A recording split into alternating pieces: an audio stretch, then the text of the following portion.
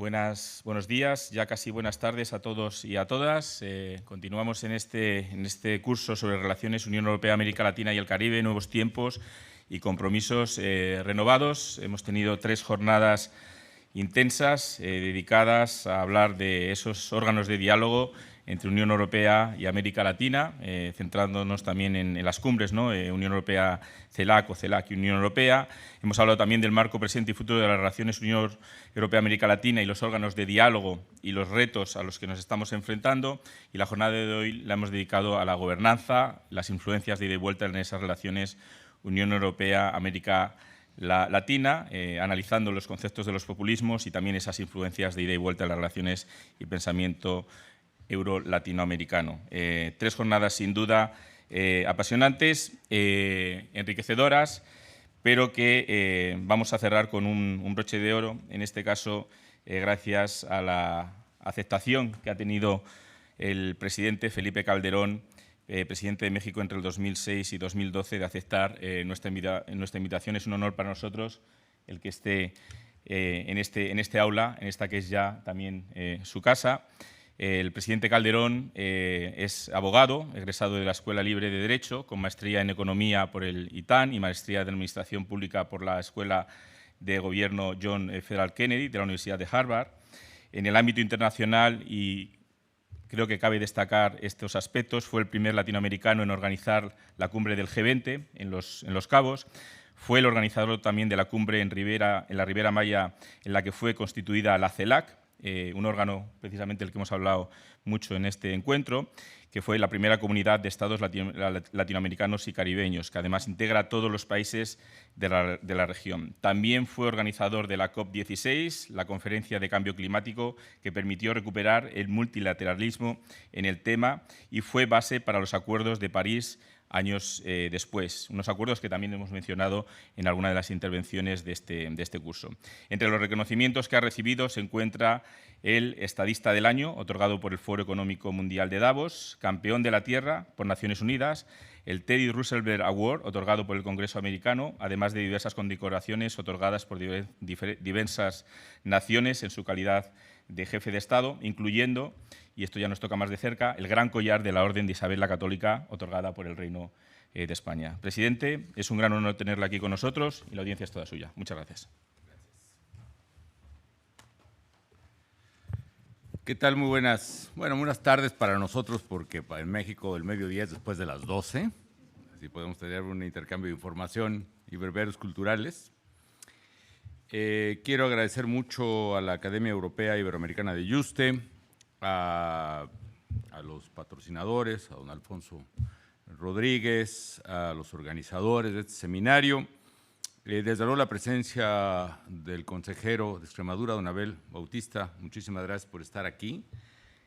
Y por supuesto me da mucho gusto hablar con ustedes, jóvenes estudiantes de este curso de verano.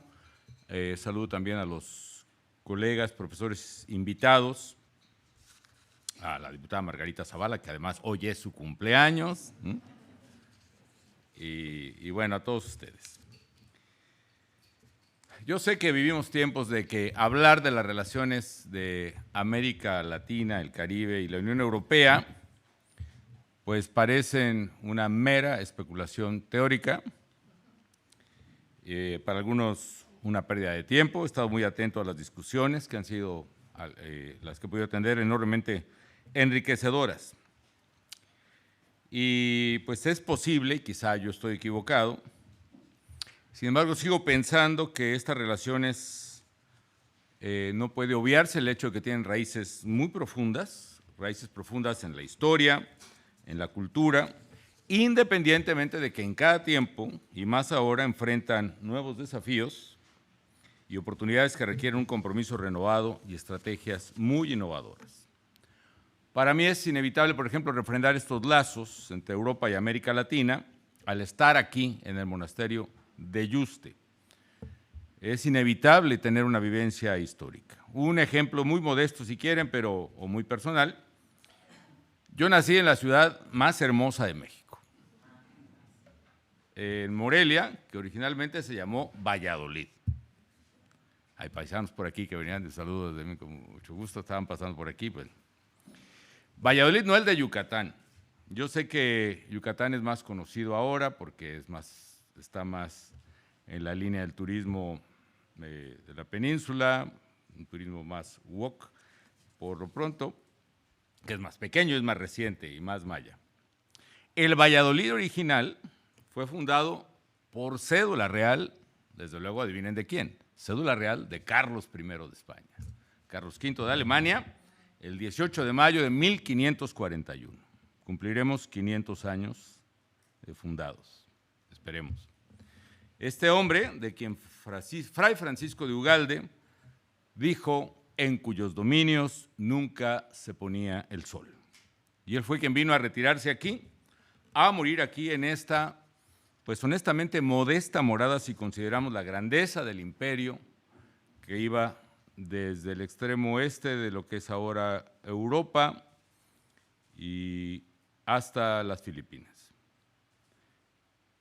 Ahí en Valladolid, por cierto, los jesuitas criollos, Francisco Javier Clavijero y Francisco Javier Alegre, llevaron las ideas europeas, las de la Revolución Francesa, y serían expulsados por Carlos III de todo el reino, en parte por eso, porque no le gustaba mucho a la monarquía ni la igualdad, ni la libertad, ni la fraternidad. Ellos se fueron, pero no sus ideas. Sus ideas yo diría que cruzaron una calle de 8 metros de ancho, que separa el convento jesuita del Colegio de San Nicolás, en Valladolid, en Morelia, y ahí en el Colegio de San Nicolás, el rector Miguel Hidalgo, cuya familia también es de Valladolid, de Morelia, reencendió las ideas entre sus alumnos, entre ellos destacadamente José María Morelos, otro vallisoletano, cuya memoria dio nuevo nombre a la ciudad, y entre ambos iniciaron la independencia de México. Independencia que consumaría Agustín de Iturbide, también originario, como decía mi padre, de esa bella y burguesa ciudad. En fin, para mí las relaciones entre la Unión Europea, América Latina y el Caribe tienen ese trasfondo histórico y cultural compartido e inevitable. Y se aprende todos los días. Hoy aprendí, por ejemplo, que el nopal mexicano, que lo han de haber traído de allá, aquí le llaman chumbera, ¿no? Y a la tuna le llaman higochumbo o algo así, ¿no? Todo se aprende todos los días. Y sí, no son los ásperos lazos del pasado colonial, que sí son ásperos, son ríspidos. No solo la lengua, las creencias, las costumbres, las fiestas que nos unen. Nos une también, desde luego, el mundo que inevitablemente también poblamos todos. Y aquí hablo de los desafíos del nuevo mundo globalizado. Nos enfrentamos a él con una complejidad que yo de joven, honestamente, no viví. Ustedes, todos nacieron en la era del teléfono celular, del móvil, como dicen aquí. Nadie recuerda, quizá, un teléfono fijo, como el que me tocó a mí vivir. Yo vengo de una época, vengo del pasado, donde no había internet ni teléfonos móviles. No había la globalidad como ahora se conoce. Pero subsisten los viejos temas, los temas del desarrollo, de la pobreza, de la desigualdad, hasta los nuevos temas, como el cambio climático, la seguridad cibernética y los temas intermedios, los de siempre, que son migración, salud pública, educación, especialmente en un contexto de pospandemia, por ejemplo, el de salud, que requieren la cooperación internacional. Aquí, por cierto, debo también comentar algunas discrepancias, entre otros con mi querido amigo, el canciller y embajador José Antonio García Belaunde, que desgraciadamente ya no está, pero yo sí quiero plantar una cosa a contracorriente, si se quiere, pero es un poco mi propio estilo. No, jóvenes amigos, la globalización no fracasó en el combate a la pobreza, al menos no en los términos rotundos que la idea general y repetida una y otra vez haya asentado como cierta. Según el Banco Mundial, la pobreza extrema disminuyó significativamente en las últimas 3 décadas a nivel mundial. En 1990, aproximadamente el 36% de la población mundial vivía en pobreza extrema. En 2015, esa cifra se había reducido al 10%. Y no es un tema de que aceptemos o rechacemos la globalización, es un hecho inevitablemente generado por el comercio, la tecnología, de un mundo cada vez más interconectado. Está globalizado en el móvil que todo el mundo porta y que algunos están viendo en este momento. Está globalizado por el Internet, por los vuelos a bajo costo, por la tecnología, por el tiempo y la distancia que ha desaparecido de los meses que tocó llegar en el primer viaje a América. Ahora, no me refiero al avión, el hecho mismo de que te estás enterando hoy, hic et nunc, de lo que ocurre en el último rincón de América, en Chile, por ejemplo, es incuestionable. La verdadera cuestión entonces es por qué hay diferencias en los grados de crecimiento y de pobreza. Hay países en Asia, por ejemplo, que tenían a más de las 2/3 partes de su población en pobreza y han erradicado casi totalmente esa condición. ¿Por qué en América Latina entonces, en promedio, la 1/3 parte de la población sigue en pobreza? Y aún aquí hay diferencias notables. Por ejemplo, en Chile, al arribo de la democracia con don Patricio Aylwin, más de 2/3 partes de la población también vivían en pobreza. Y para 2017, solo el 9% o menos estaba en esa condición, que contrasta con la lentitud registrada en otros países. ¿Por qué esas diferencias? Si hubiera que buscar, está muy abajo, si hubiera que buscar un solo factor que explique el crecimiento económico, aquí tendríamos un debate interminable. Hay quien dice, por ejemplo, que es la raza, que es precisamente el riesgo de los populismos de nuevo cuño, extremadamente racistas en el siglo XXI, contra personas de color, contra los latinos, contra muchos migrantes, etc. Y no es la raza. Hay quien dice que es los recursos naturales y dice que, bueno, pues no es lo mismo ser pobre cuando tienes todo al alcance de la mano que no tener absolutamente nada. No. ¿Quieren un ejemplo? Vean América Latina, donde hay más recursos naturales que en nuestra tierra y hay mucha pobreza. Venezuela es el país con más reservas petroleras del mundo y es ya de los países más pobres de América. Bien. Es la religión, como dijo Max Weber, esta diferencia fascinante entre la ética calvinista, que es una ética del trabajo, o es la cultura católica laxa, donde finalmente todo se perdona en un gesto y una impronta de arrepentimiento, y entonces, como dice el dicho, el que peca y reza empata. No, tampoco es la religión.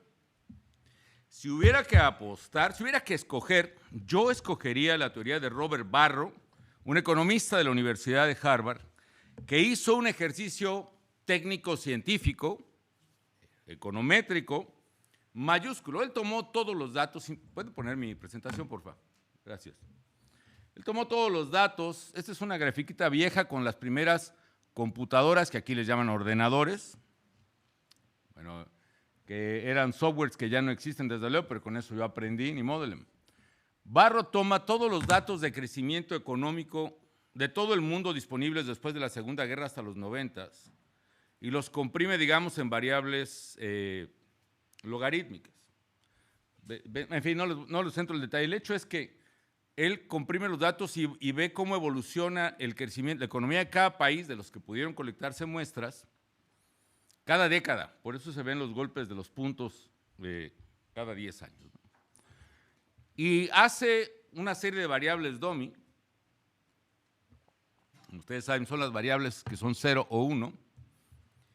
Y diciendo las que tienen 1 son las que tienen la variable que él explora, que es el Estado de Derecho. Él explora varias variables. Una es el Estado de Derecho. Y 0 es los que no tienen. Y por supuesto hay una gradualidad de 7 escalas o de 6 escalas que tratan de explicar el crecimiento. Y como ustedes ven, hay una correlación muy clara, una pendiente, una línea con pendiente inclinada en los datos. ¿Cuáles son las conclusiones para no marearlos en esta materia que fue terrible para mí, econometría? Él concluye que los derechos de propiedad y las instituciones legales que fomentan el Estado de Derecho son son determinantes clave para el crecimiento económico. El Estado de Derecho. No importa que es un Estado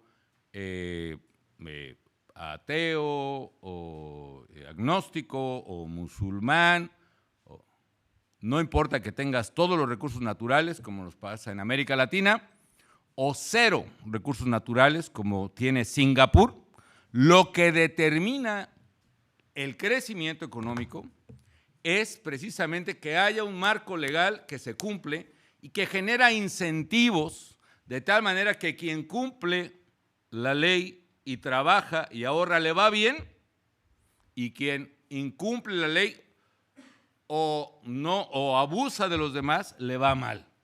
Es lo que en el libro de Acemoglu y Robinson, que se tradujo como ¿Por qué fracasan las naciones? Why the Nations Fail, habla de las instituciones extractivas, vamos a decir en términos mexicanos, las gandallas, pues, ¿no? Es que la gente que abusa de los otros, ¿no?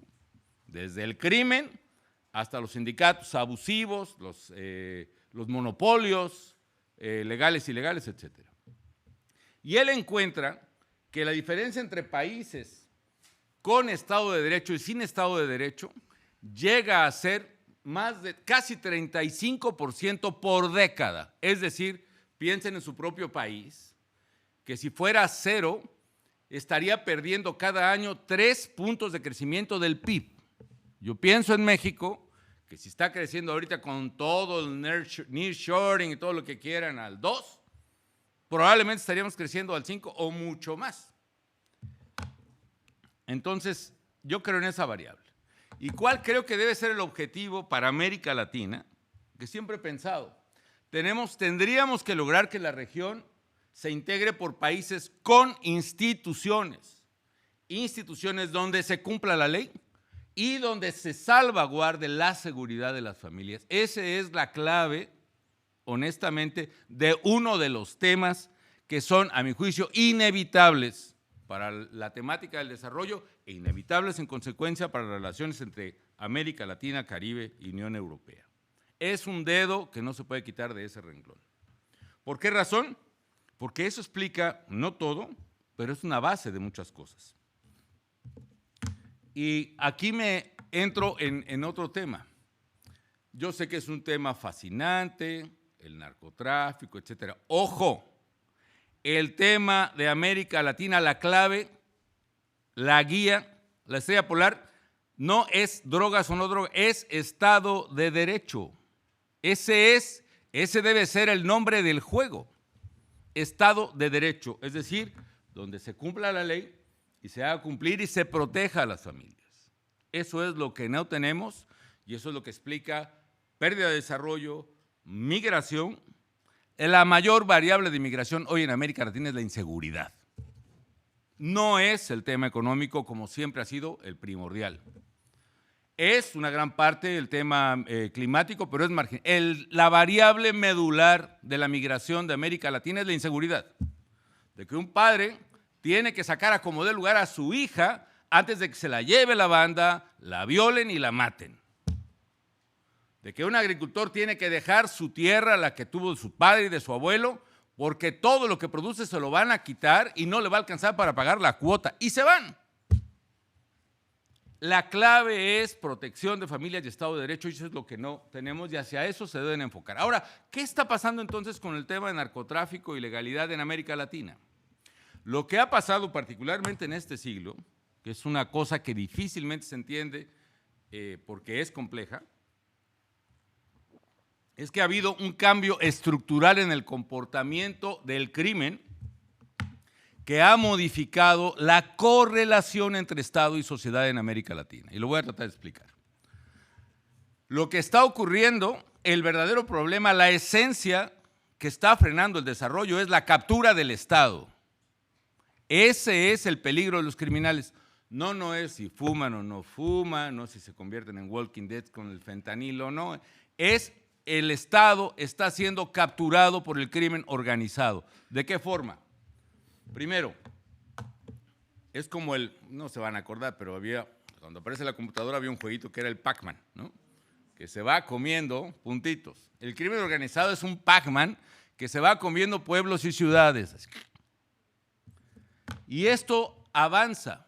Es realmente un tema dinámico, no es estático. El crimen organizado avanza y se va apoderando en dos dimensiones: geográficamente pueblos y ciudades y jerárquicamente instituciones del Estado hacia arriba, hasta que llega precisamente al máximo poder. Dos, en consecuencia, las policías, por lo menos en nuestros países, son policías carcomidas por la corrupción y en muchos casos ya capturadas por el crimen. Tres, la política acostumbrada es dejar hacer, dejar pasar. No te metas con ellos, no los toques.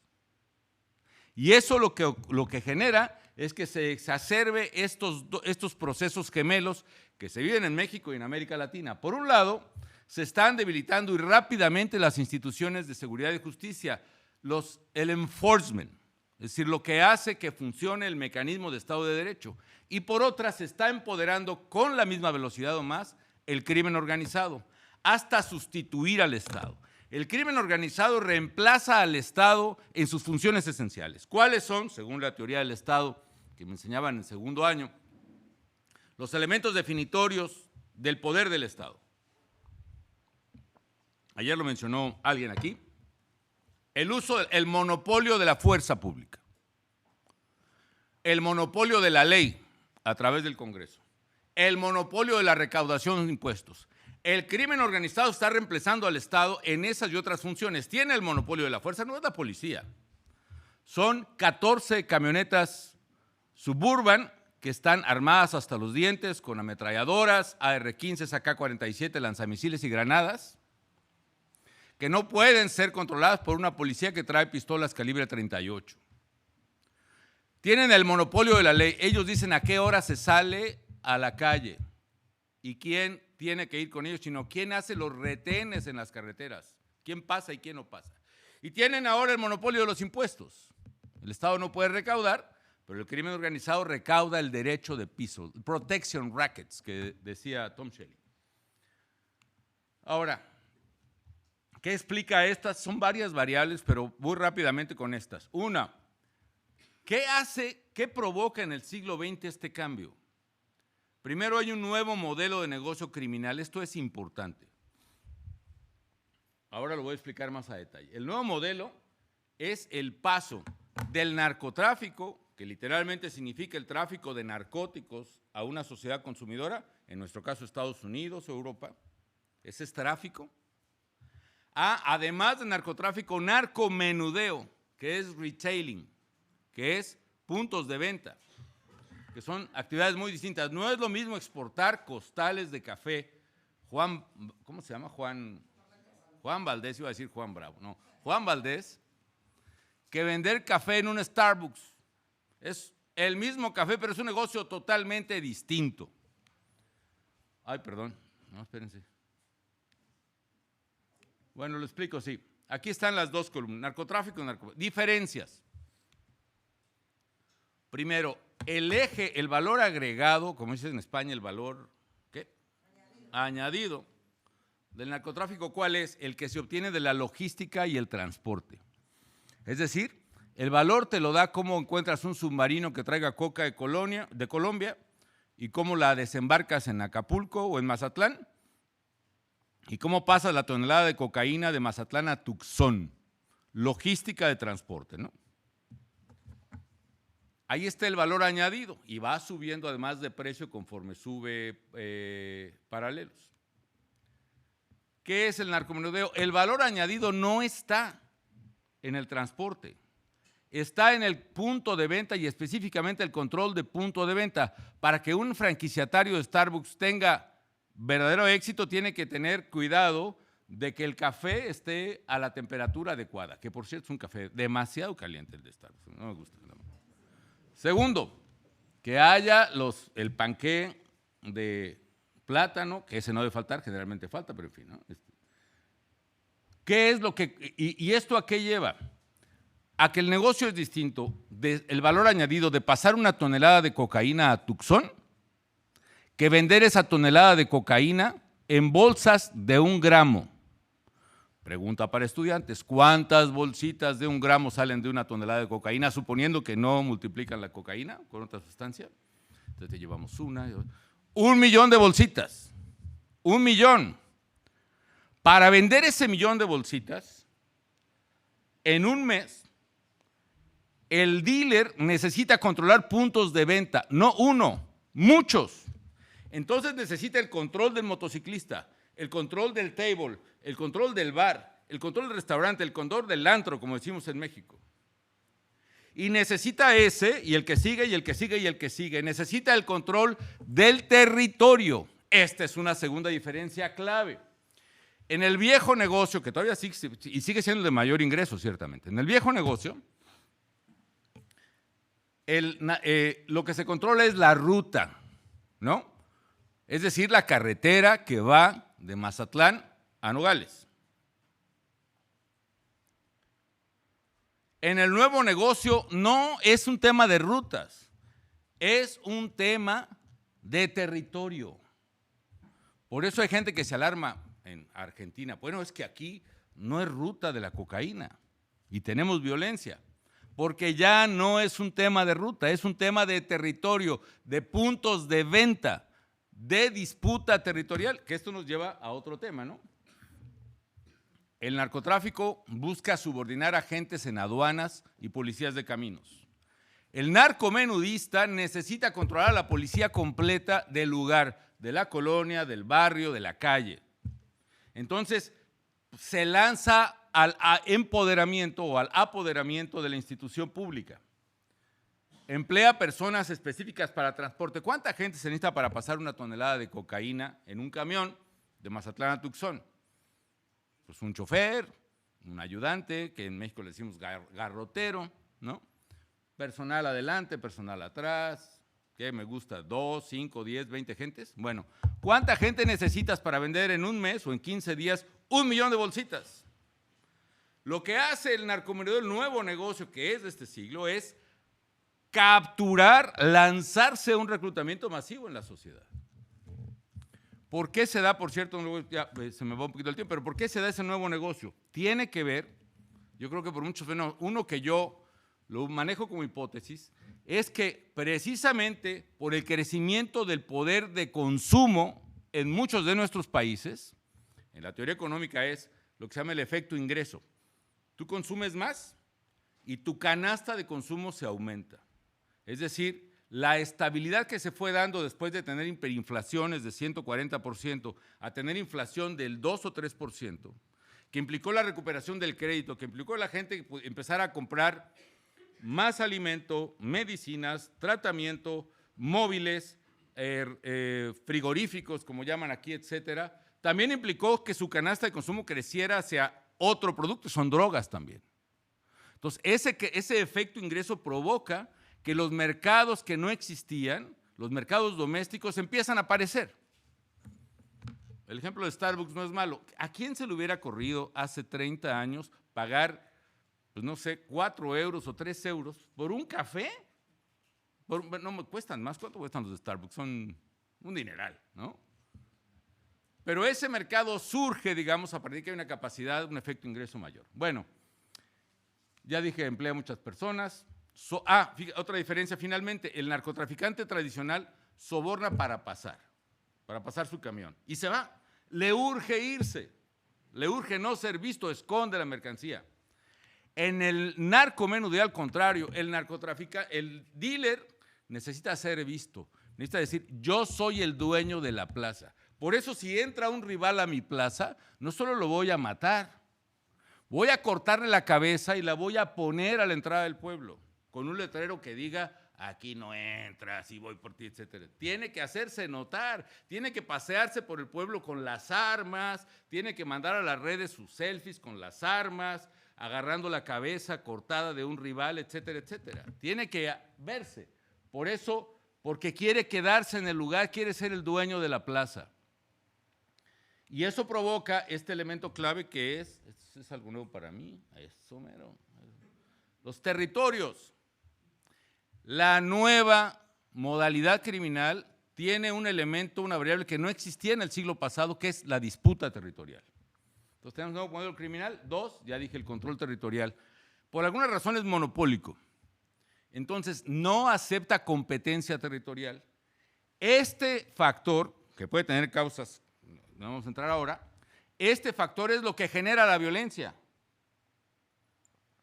Lamento decepcionarlo, no es la acción del gobierno, ¿eh? No es cierto que combatir a los criminales desató, ¿no?, la violencia. La violencia se da en el momento que hay una confrontación territorial entre cárteles, que no existía antes, porque antes no se disputaban el territorio, se disputaban rutas. Y eso surge, es como un volcán que está ahí, viene la disputa territorial y comienza a eruptar, comienza a brotar en muchas partes que mucha gente nos explica. ¿Por qué hay violencia en Ecuador que no había? ¿Por qué hay violencia en Argentina que no había? Y en Chile. Porque está brotando ese nuevo mercado con una disputa territorial. Y si el gobierno hace, pasa, y si no hace, también pasa. Esa es parte del problema. Vean el ejemplo de México. Esto es figura, obviamente no corresponde al dato exacto, pero las líneas, supongamos que son las rutas de los cárteles. En el viejo modelo ustedes pueden ver, esta es la ruta del Pacífico. Ay, Dios mío, mejor olvídate. Esa es la ruta del Pacífico, del lado izquierdo, perdón. No. Muy complicado el truco este nuevo. La ruta del Pacífico, la ruta del Golfo, la ruta de Juárez, del cártel de Juárez, y la ruta del cártel de los Zetas Matamoros. En fin. Pasaban droga y dos alesnas no se pinchan, dos paralelas no se tocan. Rara vez el conflicto y la disputa se daba. ¿Cuándo empieza el conflicto? Cuando empiezan a tomar posesión de territorios y chocan por el control de la plaza. Por eso chocan en Cuernavaca, que no tiene nada que ver con el tráfico hacia allá. Por eso chocan en Acapulco, porque es el lugar de fiesta, de antro, de consumo. Entonces, esa disputa es lo que genera la violencia que estamos enfrentando en una gran parte. 3, la debilidad institucional. Nuestras policías estaban habituadas a controlar la calle y a sacar borrachitos de los bares los viernes y los sábados. Eso se acabó. Además, estaban en una modalidad que es absolutamente, que es totalmente rechazable, de corrupción aceptable, ¿no? La mordida. Una lanita, te pasas la luz del semáforo, una lanita, te estacionas en... Esa modalidad de corrupción aceptable, cuando la trasladas a la dimensión de drogas, corrompe totalmente al aparato institucional. Y finalmente, algo que nadie discute, pero a mí me parece clave para entender el tema. Cuando las primeras masacres en Estados Unidos se dieron, el presidente Clinton logró pasar en el Congreso una cosa muy importante, una ley que se llamó The Assault Weapons Ban, la ley que prohibía la venta de armas de asalto. Es decir, tú, ciudadano americano, es cierto, el lobby más poderoso del mundo es el de las armas, la National Rifle Association, y ellos lo que es vender armas, pero te vendían un fusil tiro por tiro. Por ejemplo, el AR-15 con el que pretendieron matar al presidente, ¿cómo se llama? No me acuerdo. Ese es un AR-15. El AR-15 se vendía tiro por tiro nada más en las tiendas. Pero 10 años después se expira la Assault Weapons Ban en 2004 y en 2005 empieza la vigencia de un nuevo orden jurídico que no entiende. Se puede vender en una tienda de Estados Unidos, en un Walmart, en una feria de armas. Nosotros detectamos 9 ferias de armas en la frontera con México por cada Walmart, que además también vendía armas. Se pueden vender armas de asalto, es decir, AR-15, AK-47 con capacidad de repetición, es decir, ametralladoras, granadas, explosivos, lanzamisiles, se pueden vender sin registro a ciudadanos americanos. ¿Eso qué provoca? Un masivo fortalecimiento de los criminales que no va acompasado con un fortalecimiento de las instituciones de seguridad y justicia. En mi gobierno tocó decomisar 185,000 armas. 185,000 armas.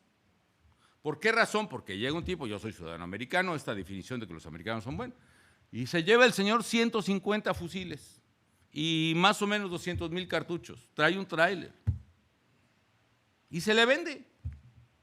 Y claro, esos fusiles se van directamente a las manos de criminales. Entonces, esta variable, el cambio de régimen legal de las armas en Estados Unidos, yo creo que es clave para entender por qué hay esta irrupción de violencia en las últimas décadas. Finalmente, dos cosas conceptuales, pero les pueden ser de utilidad. Lubscha escribió un ensayo, como sea, pero bueno, él considera que hay varias etapas de naturaleza del crimen organizado. La primera, lo que llama una etapa predatoria, que puede haber aquí en Europa, ¿no? Es decir, predatoria es que la violencia y los negocios ilegales están en manos de pandillas de barrio, ¿no? Y estas hacen actividad ilegal, pero digamos, no peligrosa para la seguridad nacional. La seguridad pública sí. Es decir, pueden ser controlados por la policía local. Y de repente hay una redada y los bajan, los detienen, los frenan y luego al rato a seguir y venden, como alguien dijo aquí, se vende droga pues, en España, en Madrid, se vende, ¿no? Están ahí. Pero están en la tiniebla, digámoslo así. Hay una segunda etapa que dice Lubscha, que es la parasitaria, que es cuando infiltra áreas institucionales, es decir, se mete a la estructura del enforcement. Alguien decía, ayer el profesor Francisco hablaba ayer de Suecia, ¿no? La penetración a las policías. Se mete. ¿Controla la policía? No, no la controla, pero está metida. Ya tiene un comandante, ya tiene policías, etcétera, etcétera. Dos, comienza el extraction, el protection racket, la extracción de rentas. Hay un ensayo que les recomiendo nada más, pero de Tom Schering, también de la Kennedy, en 1973, escribió un artículo bien importante que se llama El verdadero negocio del crimen organizado. The Real Business of Organized Crime. Y él concluye, el verdadero negocio del crimen organizado es la extorsión. No, no es la droga, no es la prostitución, no es es la extorsión, es decir, la extracción de la renta de los demás. Y él estudia el crimen organizado de Boston en la década de los 60, después de Vietnam, 70, y concluye que el negocio de esas bandas que salen en las películas de italianos, irlandeses, etcétera, a mí un día que estaba convaleciente de mi rodilla, me agarraron una serie de Los Soprano, y la verdad me fue muy decepcionante ver que un par de tipos en un Cadillac con un revólver 38 traen asolado a todo Boston, ¿no? Es que no les ha tocado ver, ¿no? Bandas completas, 40 camionetas Suburban armadas hasta los dientes, con equipo táctico, no, pues, juego de niños eso. Pero ellos sacan dinero de los que están en la actividad ilegal. ¿Por qué razón? Es decir, le sacan dinero, obviamente, al que está en drogas, le sacan al que pasa drogas por ahí, al que las vende ahí, le sacan dinero a las trabajadoras sexuales, sacan dinero a los migrantes, sacan dinero a toda actividad ilegal. ¿Por qué razón? Y bueno, me adelanto, ya se me acaba el tiempo, pero sacan dinero porque quien está en una actividad ilegal no puede invocar la protección del Estado contra el extorsionador. Es decir, la chica que está en la esquina, llegan estos, la golpean, la cachetean y dicen, mira, mijita, tú para trabajar en esta esquina me tienes que dar $1,000 por día. Y ni modo que la chica vaya a la policía, oiga, estos me quieren extorsionar. Pues sí, señorita, pues usted no puede estar haciendo ese trabajo aquí, en esta esquina, ¿no? Entonces, el migrante, ¿qué hace? Le piden $5,000 para pasar. Va a ir a la policía a decir, oye, yo me estoy brincando la barda, pero es que me están... No lo va a denunciar. Entonces, en esta etapa parasitaria es bien importante porque empieza el verdadero negocio que dice Schelling, la extracción de rentas de los demás, ¿no? Y finalmente hay otra época, otro estado, perdón, que es la simbiótica, que es crimen controla las instituciones de seguridad y justicia. El Estado y el crimen organizado son uno mismo. Extraen las rentas de toda la sociedad, no solo las ilegales. ¿Por qué? Porque ahora quien no puede invocar la protección del Estado ya no es solo quien está siendo una víctima en el mercado ilegal. Ahora todos. Tú eres un empresario que produces aguacates, o ganado, o cerdos, en fin. Y a ti te llega un criminal y te dice, o me pagas $5,000 al mes, o te mueres. Y cuando va la policía a denunciar, si llega a denunciar, está apenas llegando al Ministerio Público y le están hablando por teléfono.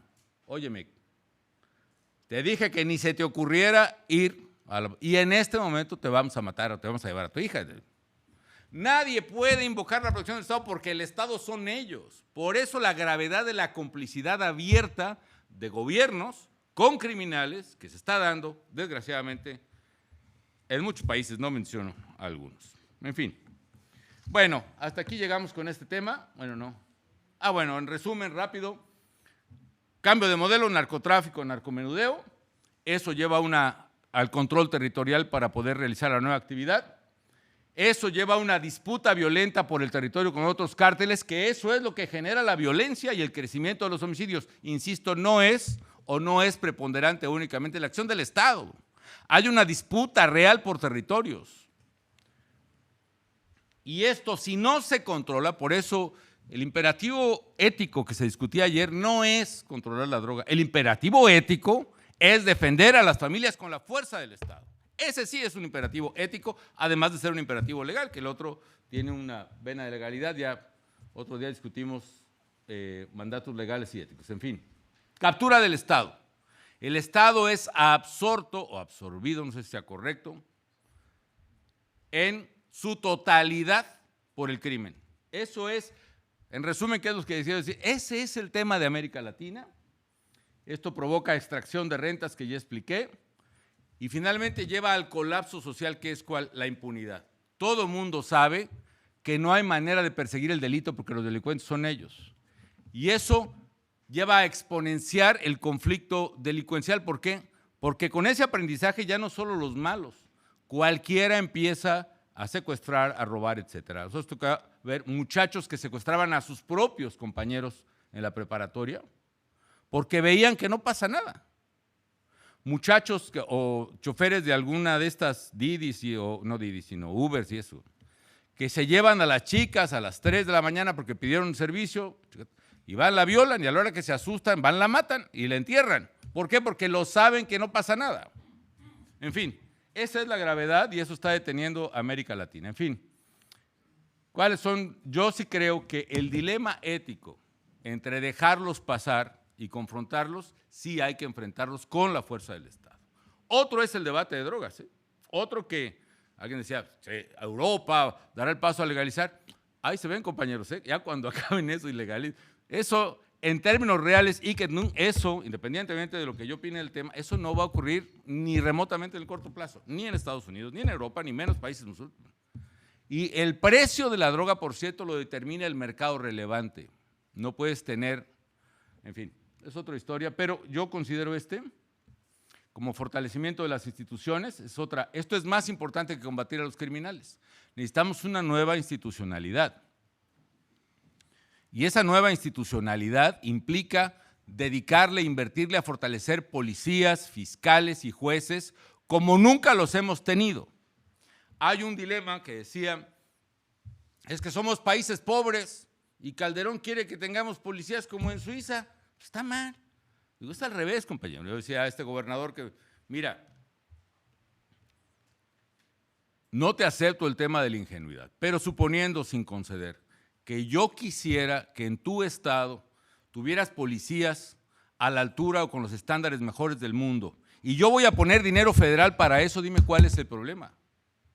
Y no, pues no cambiaron su policía, no hicieron los exámenes de control de confianza. Esos policías se llevaron a los muchachos que mataron en Ayotzinapa, los famosos 43, en el estado de Guerrero, con ese gobernador. En fin, muchos temas. Hay que cambiar la escala de fortaleza de instituciones de seguridad y justicia. ¿Que hay que pagarles más? Paguémosles. ¿Que hay que entrenarlos mucho? Entrenémosles. ¿Que van a ganar más que un maestro? Pues hay que pagarle más al maestro, pero también más al policía. ¿Hasta cuánto? Hasta que tengamos esas instituciones que estén a la altura. Y el razonamiento no es igual. No es que los vamos a pagar cuando estemos en el primer mundo. Al revés, nunca vamos a llegar al primer mundo mientras no tengamos Estado de Derecho e instituciones de primer mundo. Es al revés la ecuación. Y finalmente, el tejido social es todavía más importante, porque el crimen prevalece en una atmósfera donde los chavos no tienen oportunidades ni de estudio, ni de salud, ni de trabajo, ni de esparcimiento. Rápidamente, me voy a brincar el otro tema, pero este es hace un año, julio de 2023, rápidamente hablando de los temas de Unión Europea América Latina, por si el elefante y el gusano, ustedes saben el cuento, ¿no? El otro tema para mí clave es cambio climático, porque yo creo que no es el tema más importante de la humanidad, pero sí es el más global. Es el único que no se puede resolver aisladamente, porque lo que tú hagas aquí repercute allá, bien o mal, solo se puede resolver en conjunto. Hace un año esta fue la temperatura de la Tierra, el mes más cálido que se tenga registro, 1.5 grados Celsius sobre el nivel preindustrial. Quiere decir que aquello de que no lleguemos a que se eleve la temperatura 1,5 grados, eso ya pasó el año pasado. Este año está peor. Vean la gráfica, es la última que pude conseguir. Ay, Dios mío. Eso, ¿alcanza a ver una grafiquita verde? No creo, ¿eh? Pero bueno, es la de hasta abajo, luego la ven con, a ver, ¿se ve? Bueno, aquí. Este es el promedio de la temperatura de la Tierra, día por día, de 1850 a 1900. Las gráficas azul fuerte son las más viejitas, es cada año. La amarilla es el año pasado, donde estuvo el récord del mes más cálido, julio. La roja es 2024. Esto es hace 4 días. La roja es hace 4 días. La temperatura de la Tierra está subiendo, la Tierra está hirviendo y esto se está haciendo exponencial. Es decir, yo creo que estamos pasando el punto de no retorno. Ese es un tema que tiene que ser abordado en las reuniones de América, donde sea, incluyendo aquí, incluyendo en las reuniones de América Latina. Y rápidamente voy a esto porque hay que repetirlo. Hay la duda de que si tiene evidencia científica, yo insisto en remarcarla. Esta es una gráfica de los últimos 1000 años en la vida de la Tierra. Estas son las concentraciones de dióxido de carbono en rojo, más o menos estables. Es que hay quien dice que hay volcanes y hay, bueno, sí. Pero sube y baja, pero está más o menos estable. Esta es la temperatura de la Tierra en la línea azul. A partir de la revolución industrial se crecen las concentraciones de carbono. Esta gráfica la hicimos hace algunos años. Todavía no pasábamos ni a 400 partículas por millón. Ya rebasamos las 400 partículas por millón este año. Y la temperatura de la Tierra, como acabo de demostrar, más bien, también ha subido. Díganme si esto no se explica por el comportamiento humano a partir de la revolución industrial, la creación del automóvil, etc. Claro que sí. Y solo se puede combatir si reducimos emisiones. Ahora, ¿por qué, siendo tan evidente esto, por qué los gobiernos y las empresas no actuamos? Porque yo digo que hay un dilema que ha cundido mucho y que es: o escogemos el crecimiento económico o somos responsables con el medio ambiente. Una de dos. O sea, si tú actúas responsablemente y bajas emisiones, vas a frenar el desarrollo. Un poco la tesis de Petro, que para frenar las emisiones hay que ir o una ministra que tenía, que hay que ir a crecimiento cero. Pero resulta que amigas y amigos, la buena noticia es que esto es un dilema, sí, es un falso dilema. No es cierto que tenemos que escoger entre crecimiento económico y combate al cambio climático, menos emisiones. No, de hecho, la nueva economía, su tesis es fundamental. Esta es una comisión que tuve el honor de presidir, que se llamó la Comisión Global de Economía y Clima, y creamos un concepto que se llamó New Climate Economy. Y básicamente la tesis es esta: es posible tener crecimiento económico y combatir el cambio climático al mismo tiempo. Es más, no habrá desarrollo en el futuro si no es en la nueva economía. No va a ser a través del carbón, no va a ser echando más petróleo, no va a ser echándole más leña al fuego literalmente. Tiene que ser la nueva economía. ¿Y qué implica la nueva economía? Muy rápidamente, que ahora sí ya me pasé. Tenemos que cambiar 3 sistemas básicos. Las ciudades, el modelo de la Ciudad de México, por ejemplo, es un gran modelo exactamente para no hacer eso, ¿no? Este crecimiento sprouting out, ¿no? Este crecimiento horizontal, así, desarrollos por allá. Eso es súper contaminante, súper emisor, súper denigrante en términos humanos. Necesitamos ciudades más compactas, más conectadas, más coordinadas. El uso de suelo: 25% de las emisiones son agricultura y deforestación.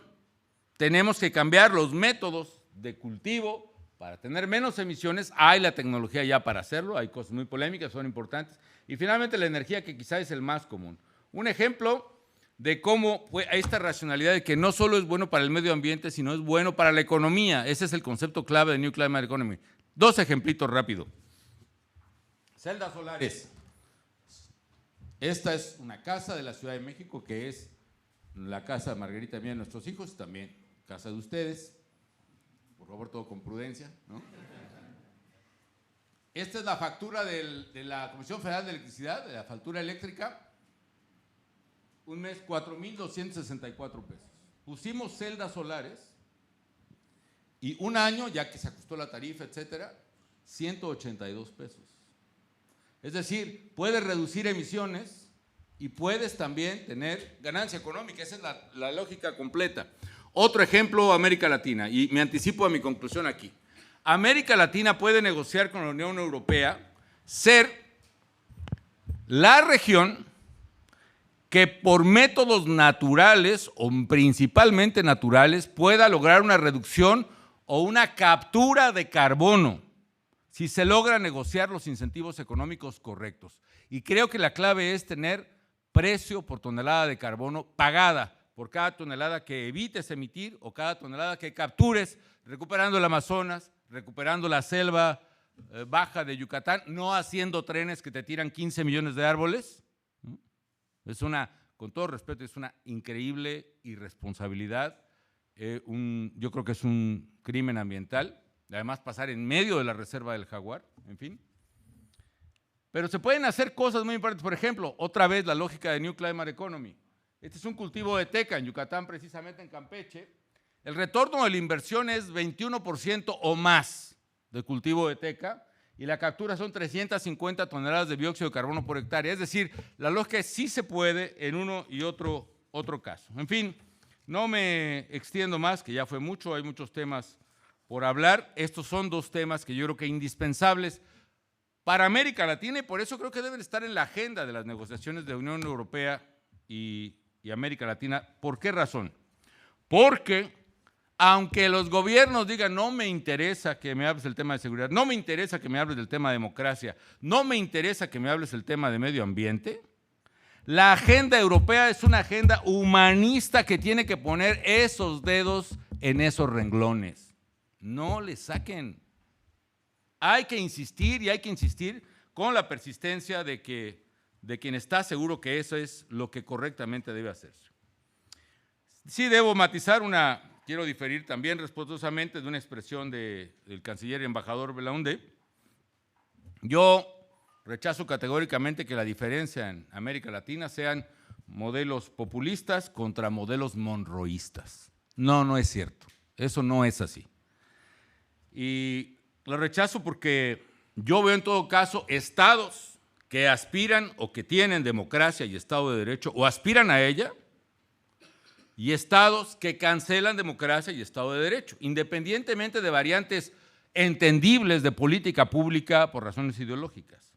Es decir, yo veo estados que apuestan a la libertad económica, libertad que implica libre comercio y respeto a la propiedad, y libertad política que solo puede ejercerse en democracia, de las que no, con diferentes matices, por supuesto, porque no es negro y blanco, hay un espectro en el que todos pertenecemos.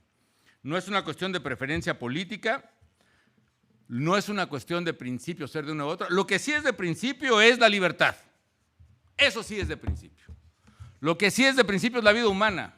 Y lo que sí es de principio es la justicia también, sí. Y ambas o todas ellas se deben buscar en un marco de Estado de Derecho y de democracia, y por tanto considero que son puntos indeclinables. Concluyo con una reflexión del eterno debate latinoamericano. Yo debo confesarles que, en fin, soy un escéptico profesional, ¿no?, en muchos temas, pero la pregunta, ¿es posible una unidad latinoamericana? Pues siguiendo mi tendencia última diría que no, pero honestamente yo quiero volver sobre mis pasos y quiero decirles que sí, porque quiero recuperar los sueños que en mi vida he tenido. Yo creo que sí es posible una unidad latinoamericana. Eso es lo que buscamos cuando fundamos precisamente la Comunidad de Estados Latinoamericanos y Caribeños, la primera organización de todos los países, sin excepción, América Latina y el Caribe, en los 200 años de independencia de nuestra región. ¿Es posible? Sí. Se dice, y con razón, que bueno, es que hay muchas Américas Latinas, efectivamente. Y yo me pregunto, ¿qué no hay muchas Europas? Cada una por un país, con lenguaje distinto, no solo lenguaje, cultura, sino enemigos acérrimos en la historia, y se unieron. Los latinoamericanos nos reconocemos fácilmente, es decir, un paisa con un chilango, con un norteño, con un tico, todos somos iguales, somos hermanos. Nos saludamos con los ojos, sabemos de qué lado estamos. Le vamos a nuestros equipos. Hay por una excepcionalidad en la región, que no voy a entrar en esta materia de fútbol, pero hablamos del mismo idioma, las mismas tradiciones, las mismas fiestas, la misma memoria. Tenemos o tuvimos los mismos sueños. No quiero entrar al tema de que somos la misma nación, porque los nacionalismos ahora han sido un verdadero desastre. Pero sí creo que somos bien igualitos o bien parecidos. Que es cierto, no hemos tenido comercio, pero eso se remedia. Tenemos que corregir. Y para eso yo sí creo que los tratados de libre comercio, el libre comercio sí ha sido un elemento liberador y un instrumento de combate a la pobreza. Pregúntele a México, que hoy exporta, gracias a la perseverancia en ello, exportamos $1,5 billion de dólares, o sea, 1.500 millones de dólares al día. Sin eso, México, quién sabe dónde estaría en este momento. Y por eso también hicimos la Alianza del Pacífico, que mencionó el embajador, entre Chile, Perú, Colombia y México, porque creemos en la libertad y creemos que juntos, entonces nos entendíamos bastante bien, podemos avanzar, y creo que se avanzó mucho más que otros modelos mucho más proteccionistas. En fin, yo sí creo, a pesar de lo escéptico que me he vuelto, que un día habrá una América Latina y un Caribe que, gracias a sus vínculos indisolubles con Europa, serán países unidos, países fuertes, países prósperos, países justos y libres, reconciliados con su medio ambiente. Eso lo tendremos solo en el Estado de Derecho, con democracia, para la justicia y la libertad. Ojalá lo tomen en cuenta quienes se reunirán próximamente. Muchas gracias.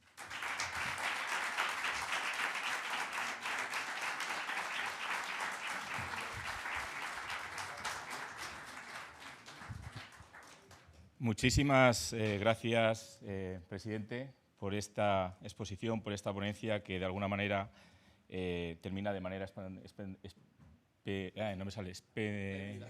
espléndida y con esperanza, vamos a decirlo, no me salía ahora la palabra, esperanzadora, exactamente, con esa posibilidad, ¿no?, de que en el futuro pueda haber una unión y que nos permita trabajar y fortalecer más estas relaciones. Muchas gracias por su exposición.